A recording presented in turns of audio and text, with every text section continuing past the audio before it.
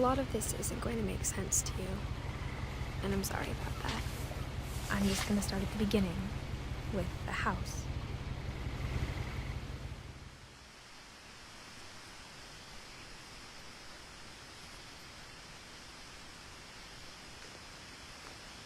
Someone had put up a chain link fence, but it looked like I wasn't the first person to hop it.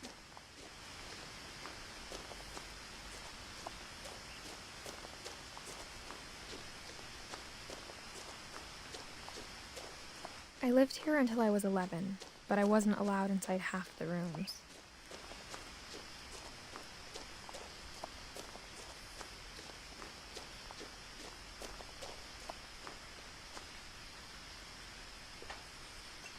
Inside the mailbox were bills from 7 years ago, marked urgent, open immediately.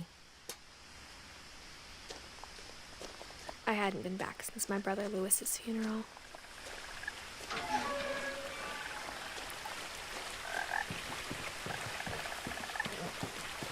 In her will, my mother left me a key, but didn't tell me what it unlocked. Maybe she thought I'd know, or she thought that the mystery would be enough to bring me back.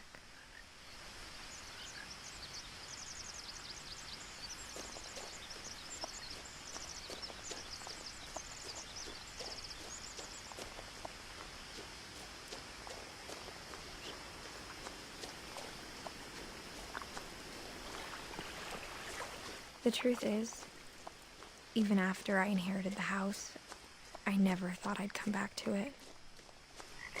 But now I had questions about my family that only the house knew the answers to. The woods around the house have always been uncomfortably silent, as if they're about to say something but never do.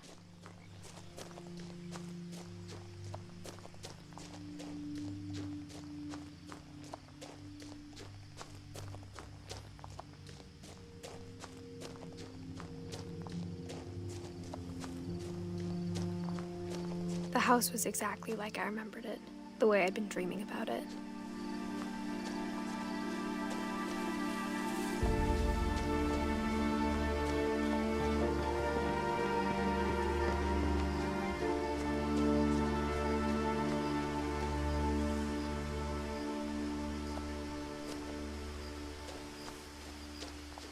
As a child, the house made me uncomfortable in a way I couldn't put into words.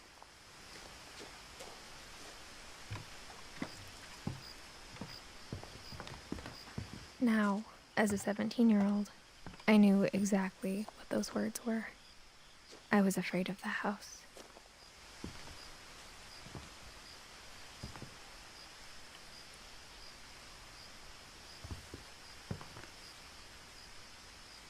I hoped the key might unlock the front door. It didn't.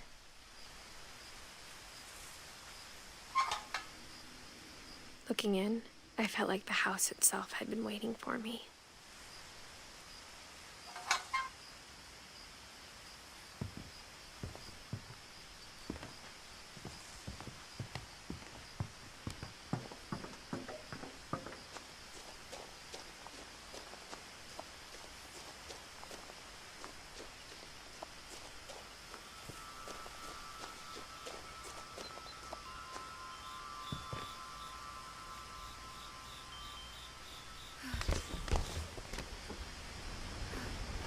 Crawling through the doggy door used to be a lot easier when I was 11.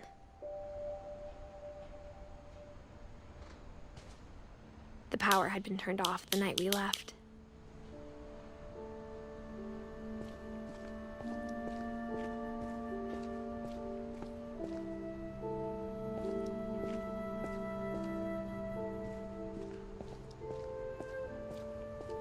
For the first time in years,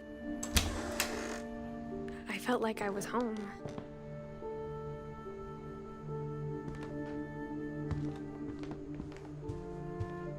The table was still a wreck from the night we left. It was like a bomb had gone off, killing everyone but sparing the furniture. Nothing in the house looked abnormal. There was just too much of it, like a smile with too many teeth.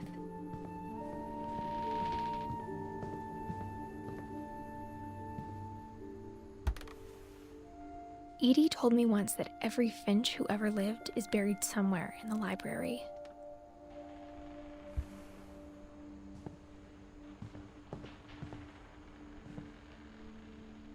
After Milton disappeared, Mom sealed up all the bedrooms. Then Edie retaliated and drilled peepholes.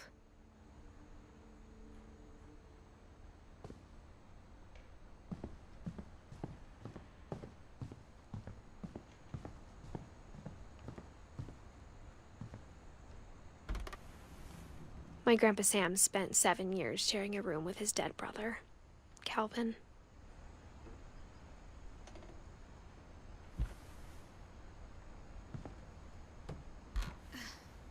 As a kid, I just assumed every house had peepholes and sealed rooms you weren't allowed inside of.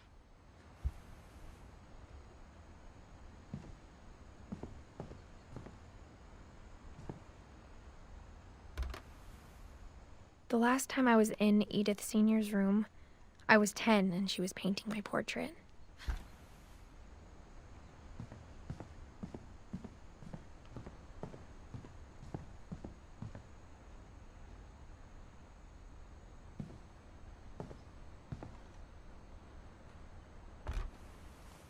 Barbara was a child star for 2 years, until America grew out of it. Edie's father, Odin, built the original house. Whenever people ask me about my family, the first thing they always want to know about is Barbara.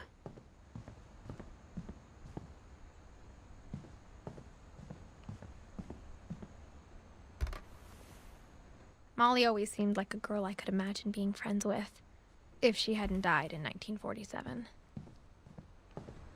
I spent a lot of time playing in Great Uncle Walter's room. Lewis told me there were secret passages, but I never believed him.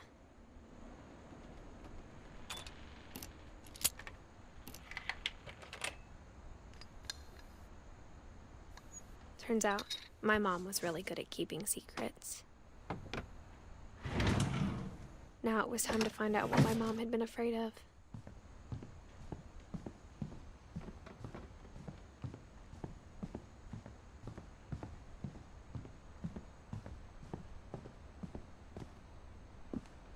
Mom must have locked the third floor stairs on the night we left.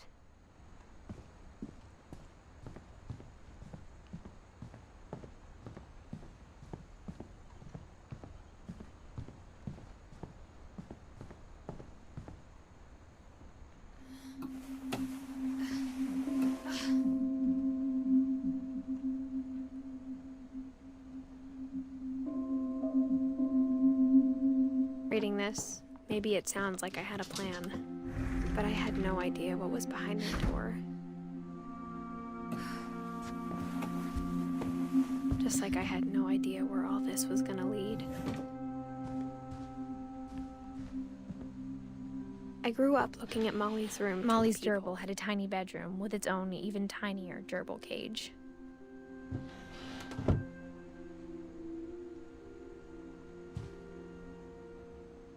Being inside for the first time, I felt like I'd stepped behind a painting.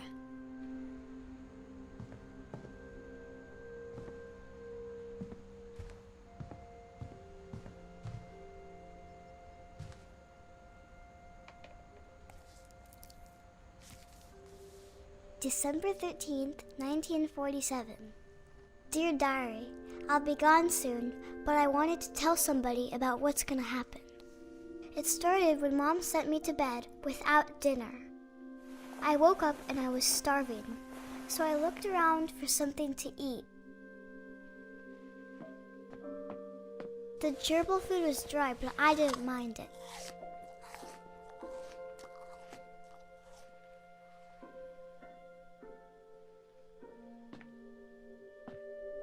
My Halloween candy was all gone.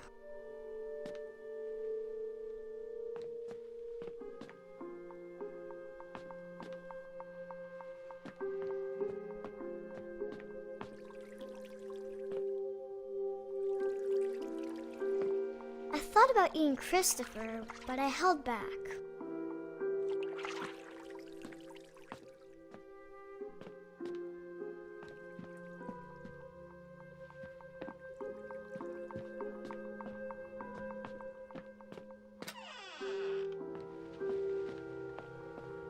I kept eating and eating.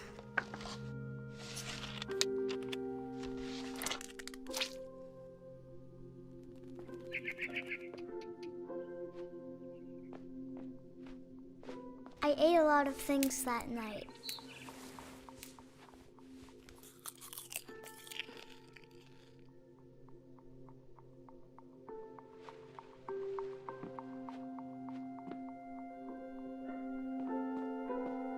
Then I heard chirping outside my window. It was a barn swallow going back to her nest. I reached out for her.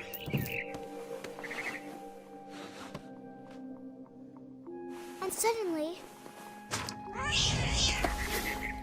I was a cat.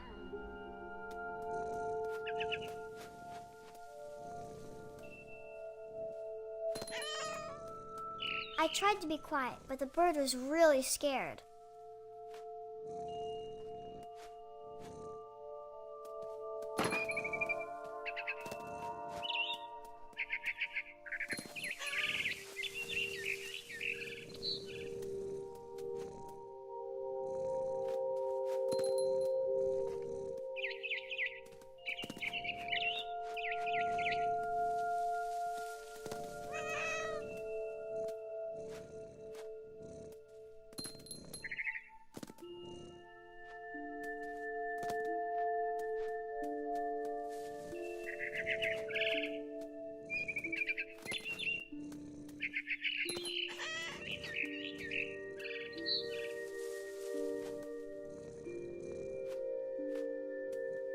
I jumped and I almost got her.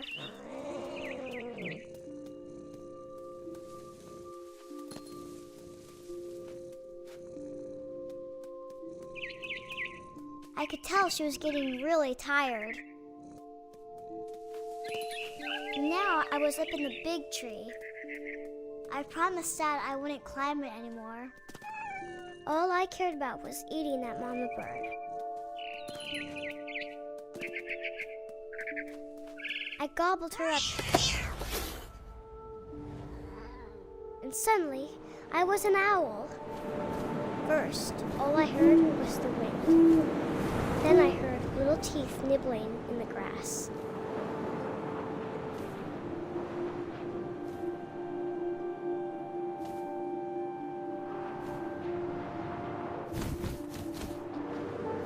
Rabbits.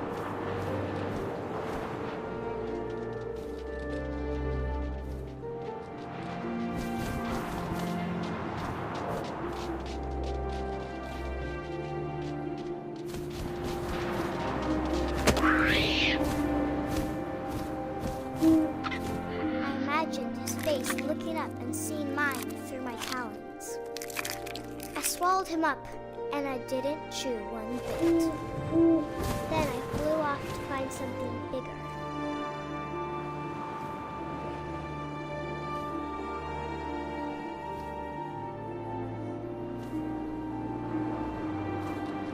A mama rabbit.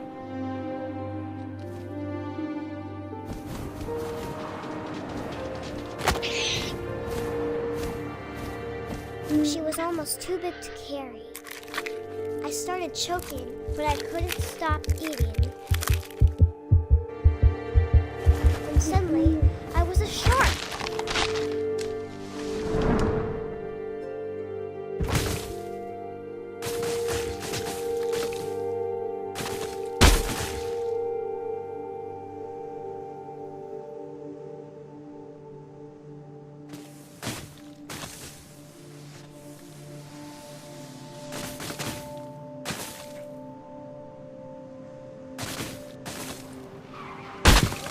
I rolled off the cliff and into the ocean.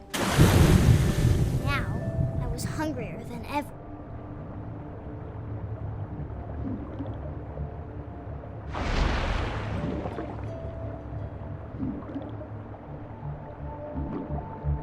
I wanted fat, juicy seals.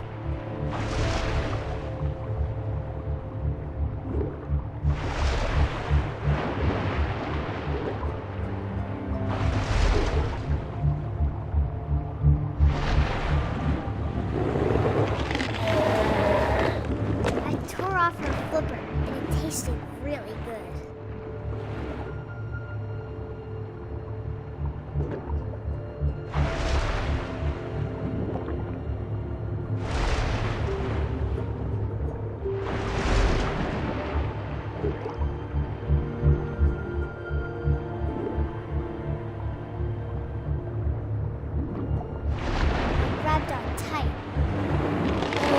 So hungry, I jumped out of the water.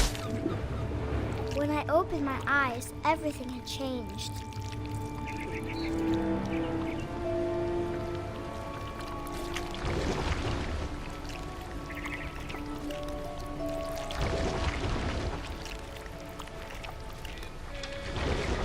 Now I was a monster, and I smelled people everywhere.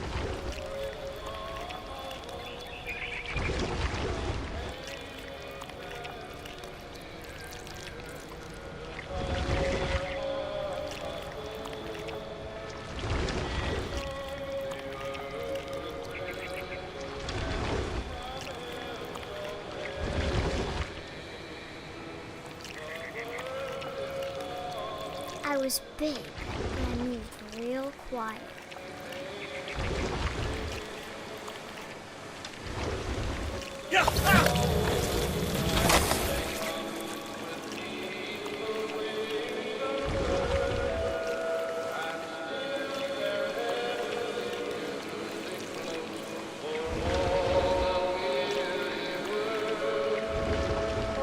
I wanted to stop, but also I didn't.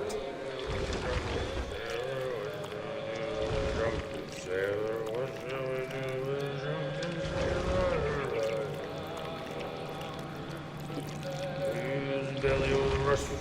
His belly was rusty.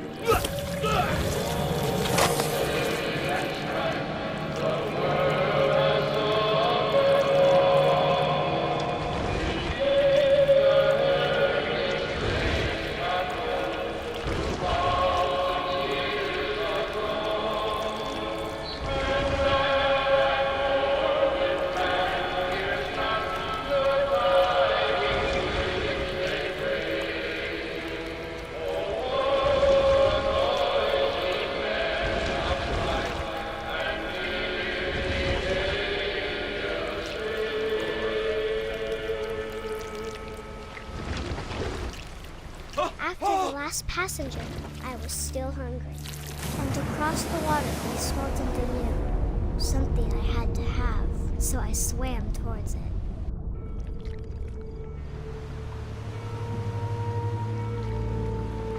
I slithered onto the sand, and the good smell went into an old pipe.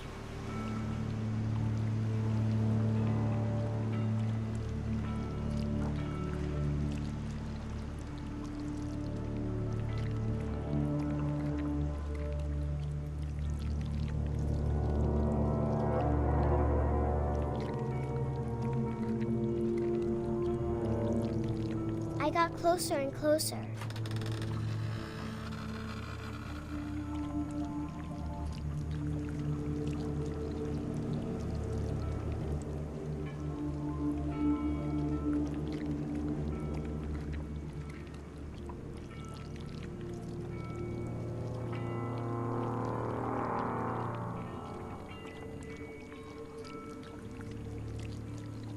All my stomach started growling. And suddenly, I was me again. I held my breath for a long time, but I couldn't hear anything. I think it's waiting for me to fall asleep. But it's not going to wait much longer. It needs to feed, and we both know I will be delicious.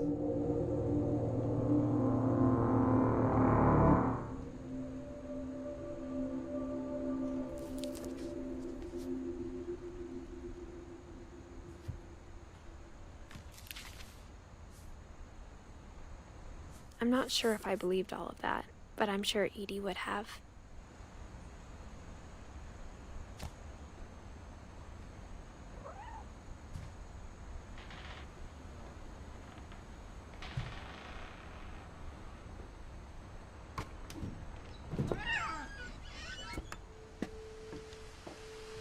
This will be obvious later, but my mom never told me any of these stories. Edie would have, but Mom didn't like bringing up the past.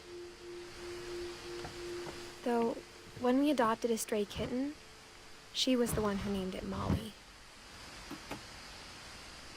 I spent a lot of time in Great-Grandma Edie's room. We got along, and it was a good place to hide from my mom. Her room was like a museum. For 500 years, the Finches have been famous throughout Norway for their fortune and misfortune. Odin Finch buries the latest victims of the family curse, his wife Ingeborg and their newborn son, Johan. On January 7th, 1937, he set sail with his family and his house, hoping to leave the curse behind. But 40-foot waves off the coast of Washington send the house and Odin to the bottom of the sea. Odin's daughter Edie, with husband Sven and baby Molly, step ashore on their new home, Orcas Island. Odin Finch is the first to be buried in the new family cemetery. His daughter Edie is already dreaming of a new Finch house.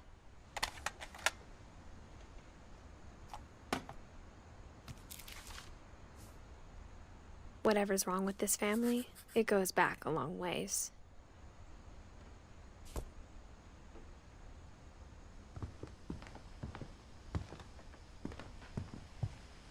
When Edie told people Sven was killed by a dragon, she could also have said he was building a dragon-shaped slide that collapsed. One summer, they evacuated the island, but Edie refused to go. For a few weeks, I hadn't thought of myself as Edith Jr. for a long... Edie gave a big interview about a mole man living under the Finch house. My mom was furious.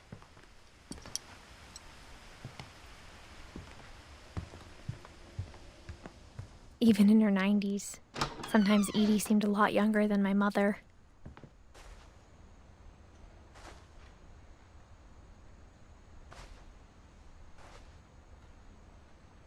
The only trace Grandpa Sam's first wife, Kay, left on the house was the pink bathroom. It was a pretty big trace.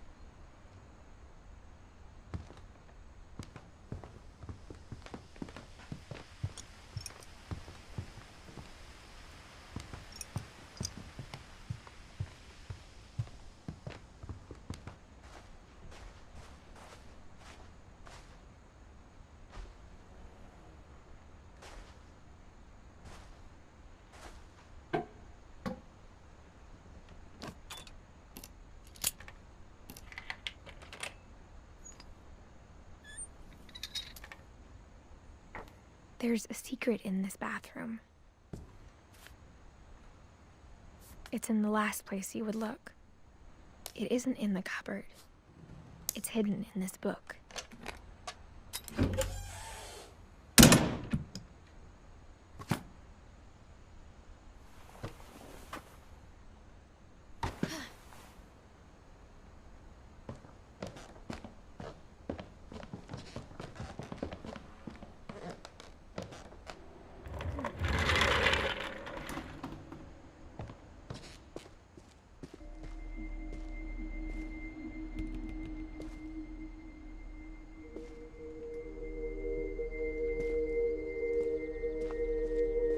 I knew Grandpa Sam had a twin,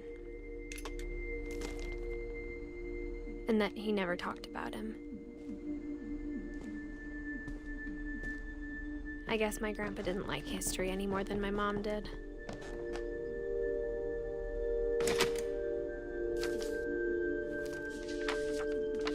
How I Want to Remember My Brother by Sam Finch.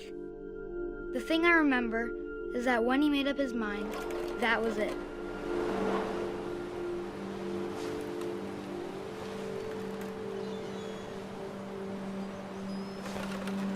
My brother said he'd die before he ate another mushroom. And he did.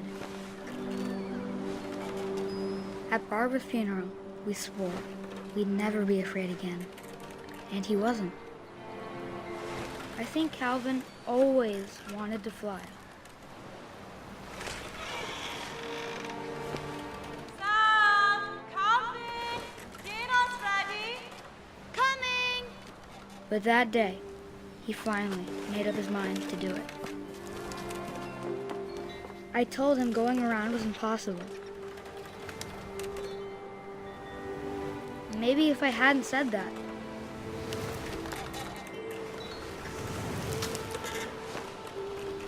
Calvin! I'm not gonna tell you again! maybe if the wind hadn't picked up, then maybe he'd still be here. But I doubt it. I think he'd already made up his mind. That's what I want to remember about my brother.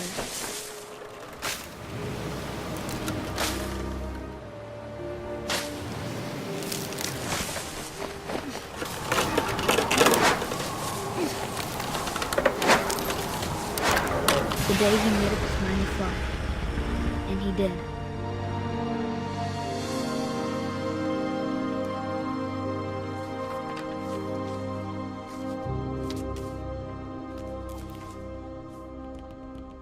Calvin's story felt strangely familiar.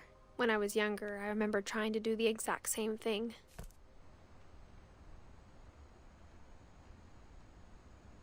After the funeral, Edie roped off Calvin's half of the room. Mom said Grandpa Sam enlisted at 18 and never set foot in the room again.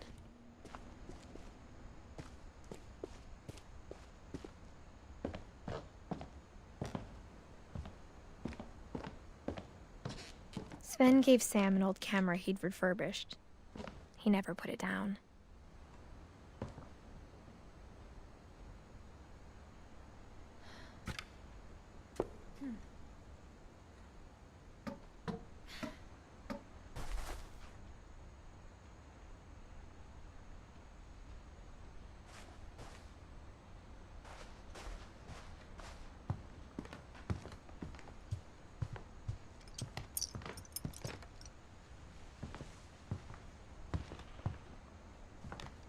Louis died a week before we left, but Edie had already started to memorialize him.